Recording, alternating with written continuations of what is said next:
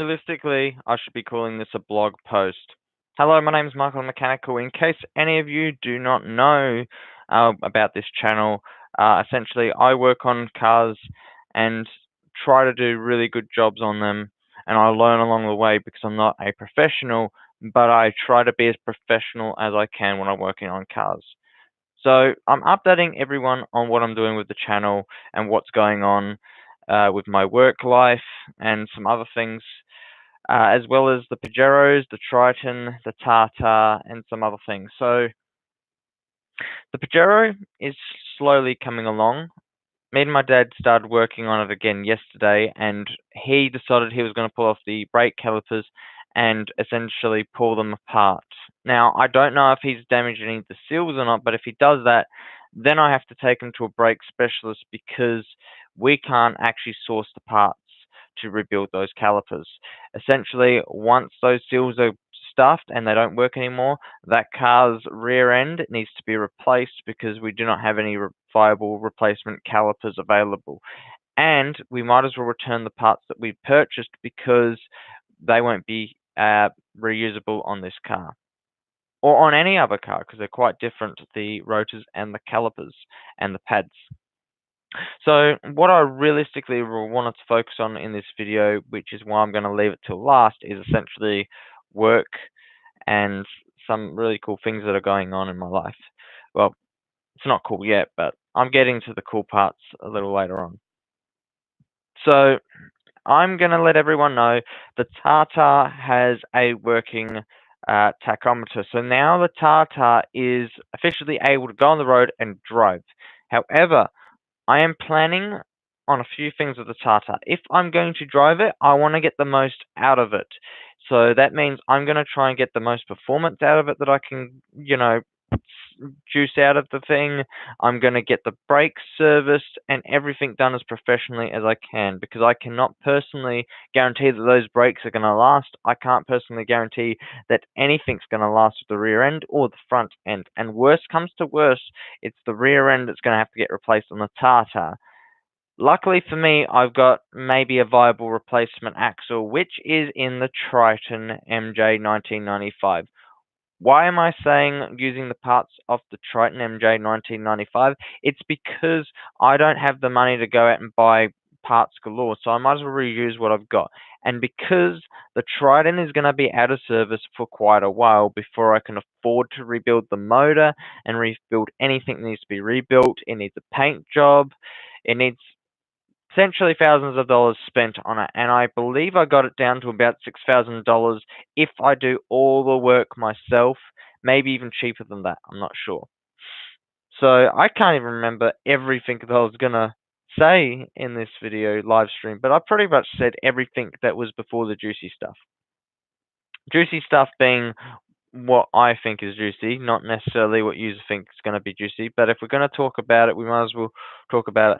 I've recently been working on my resume, and I pretty much have perfected it. And I don't really want to show it because it's got too many of my details on it. But I've essentially perfected my resume in such a way that I'm pretty proud of what it looks like and the data and information and stuff with it. So if I could, that's actually a really good idea. Right here, right now, I can actually do it without compromising, my personal information. I guess it is probably the best I can do. So what I'll do is essentially, I will try to make it look unprofessional as possible. It's a location. I'm going to make this look terribly lying because it's truth.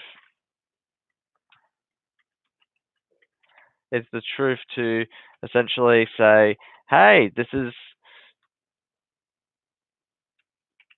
my personal information and I don't want to say where I live. And I'm going to say, yep, that way I can essentially copy this information here, this little bit, hopefully.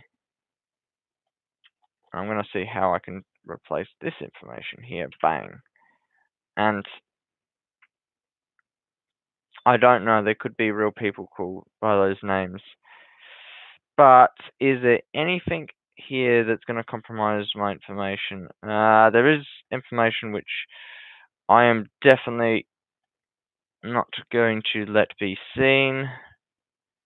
So if I can, I'm going to do that, and then the text is still going to be quite black. Bang.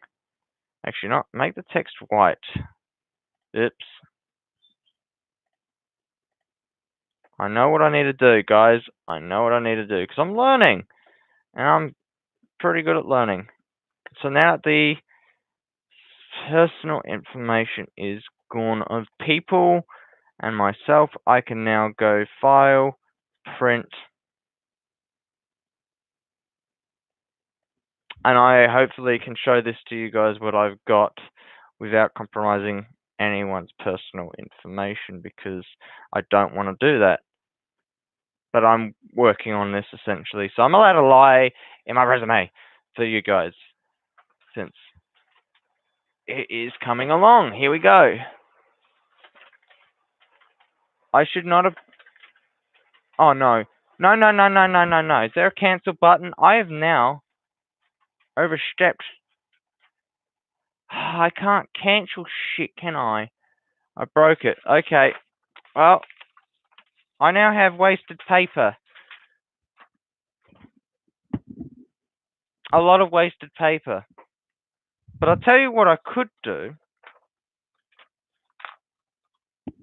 I could reuse this in one way.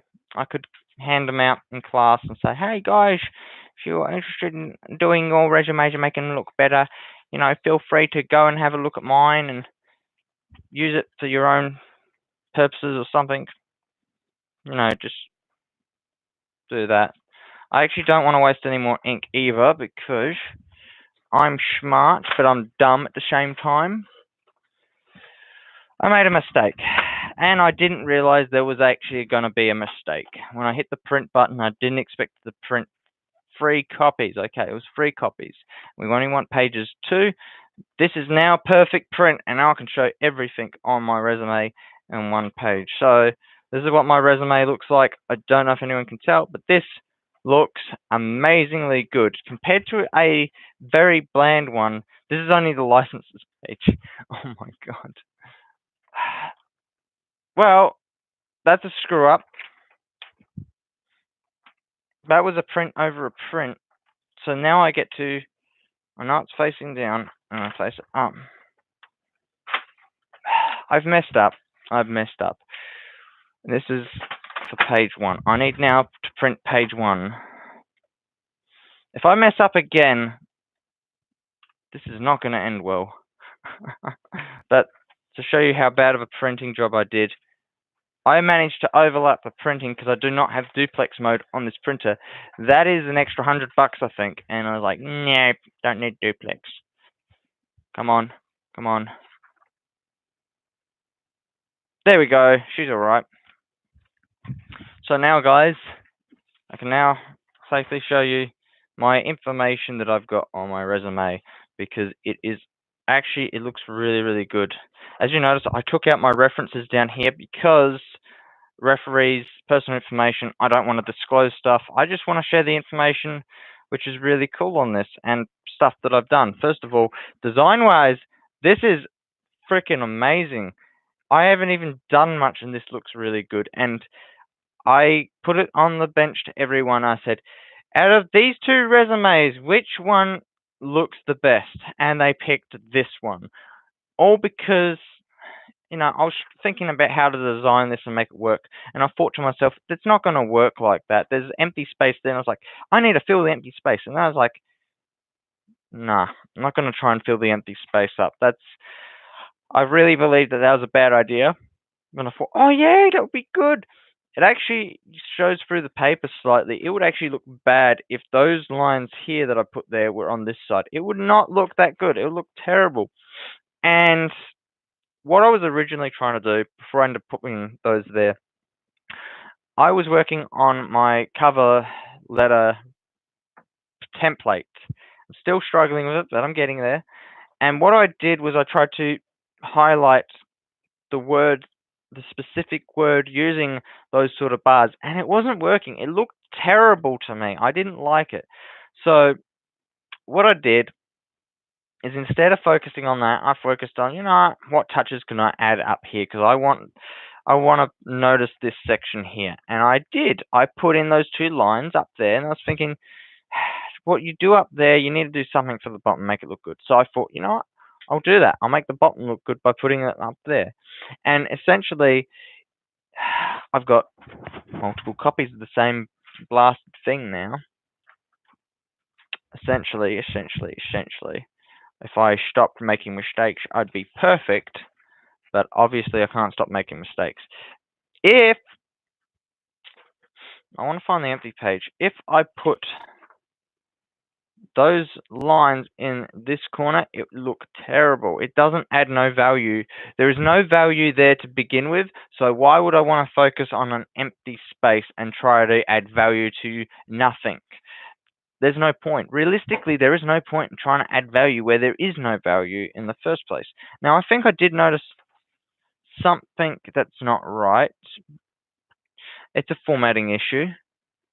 I now have something to fix because that shouldn't be like that. Did that come through on the other ones? No, it's only recent. So what I just noticed was there's three horizontal lines up here, and this one down here is not meant to be there. So now I've got to delete that. I've got to undo all the changes from my document because I've been working really, really hard on this, and I'm quite proud of what I've managed to achieve. Now, please tell me I can get rid of all those changes.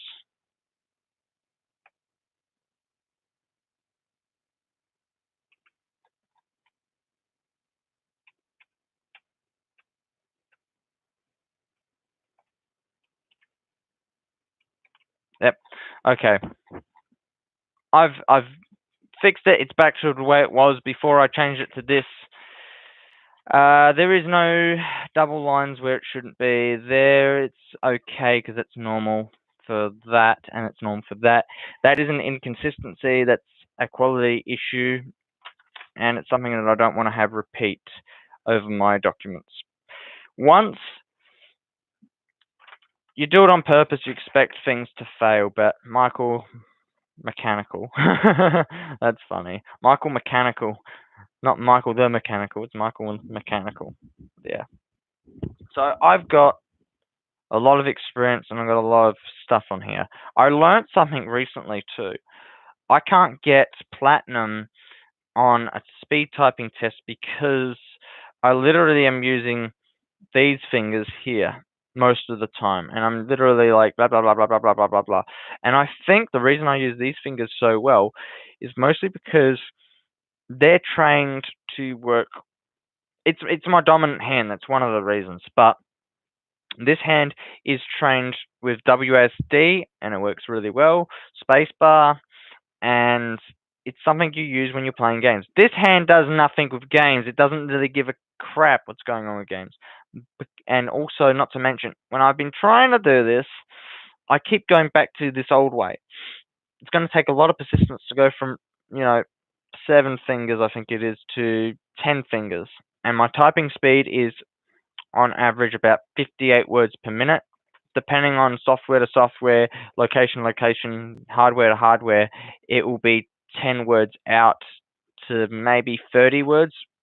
It's not a really good number to have, 30 less, but it's better to have something rather than nothing. I'm hoping to get a job with every single skill I've got. I'm hoping that with my experience, with my professionalism, I'll be able to obtain further skills, increase my portfolio, and stop falling asleep at the keyboard. It's Friday. Tomorrow's Saturday. I'm going to be working on my cover letter template because to me, I need to make it very clear. To me, what's most important right now for me is to get a job and earn some dollars to do the things I need to do and the things I want to do and to save up and get some in my life. I've thought about it for a little while and I had the intention to look it up today. I personally would like to consider keeping the Tata only going and fixing only the Triton up at this point. The Fairlane is not going, but it's a restoration project. It's going to cost as much as a brand new car. So I kind of partially decided that if the Fairlane ends up staying anyway, what I'm going to do is I'm going to get a brand new car, and it's not going to be what people think, because those cars are going to end up not making it back on the road in the near 10 to 20 years time, roughly. We've only got 11 years left, and then there's going to be probably the disembarking of these old cars. They're going to end up going off the road. They've already increased the tax on the cars by $1,000 a year. You've got to pay $1,000 more to have a classic car on the road these days, and that's going to be really hard to upkeep with. While I really do like the Fairlane, it's literally not viable for me to consider that. In fact, long term wise, I need a long term solution. And my long term solution for economy and to have no problems, minimal maintenance, minimal servicing, minimal expense, I'm going to be planning to go for an electric car.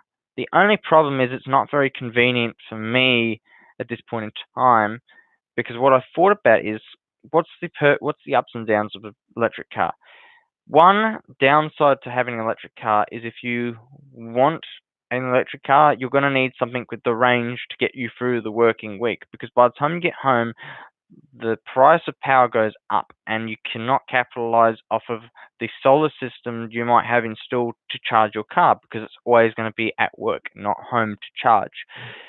It's got to be a car with enough range that it can get you from home to work 5 days a week, from work to home 5 days a week, in which when you get home at the end of the week, you can put it on charge for the next 2 days and get it back up to 100%, in which you can use it for work again. Now, the cheapest, well, not necessarily cheapest, most reliable car I found, maybe not even reliable, I have no idea, there's not much information on them, was a Tesla Model 3. So that car is about a $50,000 AU car, and the reason I'm looking into that is probably because it's one of the cheaper models you can get, and that's the reason why it's like, yeah, that's convenient for when I can afford it. It's also pretty clean. There's less crap everywhere in the car to look at, to touch, to mess around with. It's all pretty much a touchpad does all the work. It's very simple for them to work on, fix, maintain, whatever. It's cost effective in the sense of repairs, not in the sense of parts. Parts are expensive, repairs are cheap. That's the best way to look at it. So think about it like this. Instead of buying the expensive parts and fitting them yourself, you're paying someone to, spend a little bit of time to do the work, as well as you're paying for the part. The weighing factor is pretty much, I would rather pay someone to do the work than do it myself at this point. Whereas with old cars, I'd rather do the work myself than pay someone to do it, because there's so many hours of work, and in the end, nothing's really going to change. And I've got to wait a long time to get something back. It's one of those weighing factors of, it's not going to be viable to stick with the petrol or diesel engines for the future. So the old cars that I've got around the place are the ones I'm going to use, drive, whatever I can do with them, I'll do with them. The Fairlane is more of a classic car. It's not necessarily one of those daily drivers. I would have loved to get it on the road and get at least 1 year of full-on driving out of it, so I could use it and have some fun with it and go on some cruises, from here, Queensland, where it came from initially, and go check out where Aberfield Industries once was, because that's where it came from. It worked, it was a workhorse, and it did work at Aberfield Industries. Like, it literally had parking tokens in the car. That's how crazy that car. It has parking tokens for Aberfield and another place. I can't even remember what it was called. I would love to restore it. I really would, but it's an expensive project, upwards of $60,000 in work to get someone else to do it all. I could do most of it myself, yeah, but I don't have the time. If I'm going to be making the money, I might as well be paying someone else to do the work. Because by the time I come home, I'd rather be focusing on simple things that aren't going to cost me time, that I don't have to remember, that I don't need to keep wasting my time on, that's not going to do much for me other than give me the pleasure. Because in the end, I can earn the pleasure by doing other work in which is going to pay for the pleasure.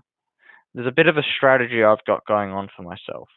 But professionally speaking, I'm getting somewhere with what I'm doing, and I'm going to eventually get to the point where I'm going to get a job, I'm going to earn money, I'm actually going to enjoy what I'm doing, and I won't be able to complain so easily until, well, the boss says I'm crap at what I do and says I'm not professional enough.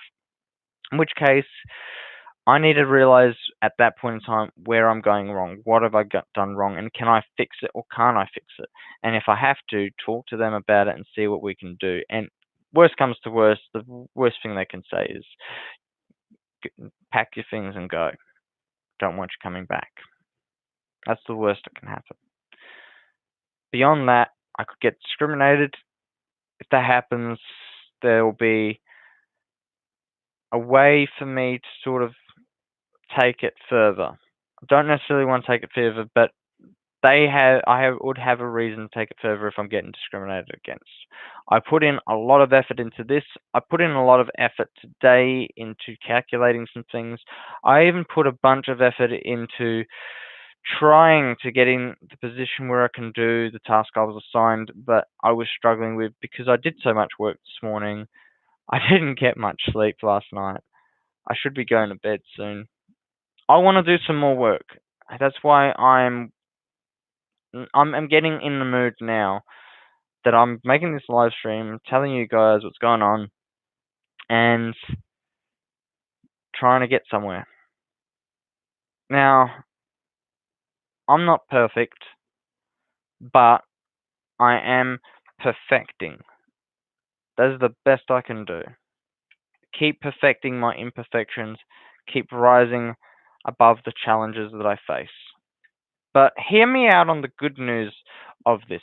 If I do go down this pathway, if I do go down the path of making, having a job and doing stuff, I can then use whatever resources I have to help me develop these videos in ways that I can get around the things that I don't like and get someone else to do the things I don't like. In which case, the work that gets done to these videos, they will go up and they'll be better than I could ever do it on my own because I won't be doing them on my own. I'll literally have someone who loves this stuff just as much as I can enjoy it. However, the reason I like to do things as properly as possible is because I really want to see that people can do their jobs properly and not have the struggles of spending lots of money and ending up failing. Because at the end of the day, your failures will lead you to believe it's better to just put it in someone else's hands and get them to do the work. That's not true.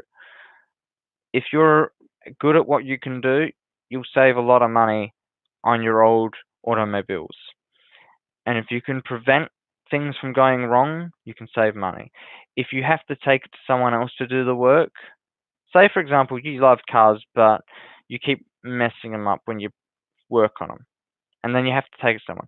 It costs you an arm and a leg. And those people, there's a lot of companies very close to me, just around the corner. I've only gone to them because it's convenient, but they rip you off. They say they sell you this, but they don't sell you that. They tell you they did this, but they actually did that. They do a lot of us about talking to people. And I even witnessed when I got told, you're getting this much of the stuff, but I actually got this much of the stuff. They actually had a phone call, they answered it, they talked to the person on the other end, and they're like, oh yeah, all happy chappy about it. As soon as they put down the phone, the worst thing they could possibly say in front of a customer is what they actually did. And I will personally avoid them as much as possible after a few things. One, they sold me less than what they told me they were selling me. Two, I called them back to, discuss it with them, and they laughed about it. They laughed it off and said, well, Hopefully it ties you over. If you need some more, we'll tie you over for that sort of thing. And they said it was worth more than what it was sold for, but I don't believe that for a moment. If I go and Google it and find it cheaper, multi-purpose, I believe it was 19 millimeter hose, and I find it cheaper than what they were saying, or as expensive, but for a whole meter, then I will literally be honest with people and say they literally rip you off, and they will joke about it to your face or over the phone, and then behind your back they will curse and they'll swear about you behind your back, make the customer look like a bad customer instead of, you know, treating them like they are a decent customer. Because if we're coming to you and giving you our business, we expect to be treated with respect and dignity and be considered a good customer, not be trashed about. Okay? Now, I know this. There's a lot of stuff that happens in the automotive industry. There's a lot of foul mouths and stuff, but there is no reason to foul mouth your customers. It is not a good look for your business. And from what I understand, these companies around the corner, I feel like the people who recommend them are probably just as bad because they've let me down a couple of times.